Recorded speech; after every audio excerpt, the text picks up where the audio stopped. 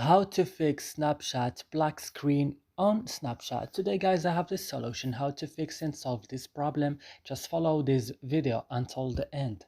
So let's start. First guys, you will just go and open settings of your phone.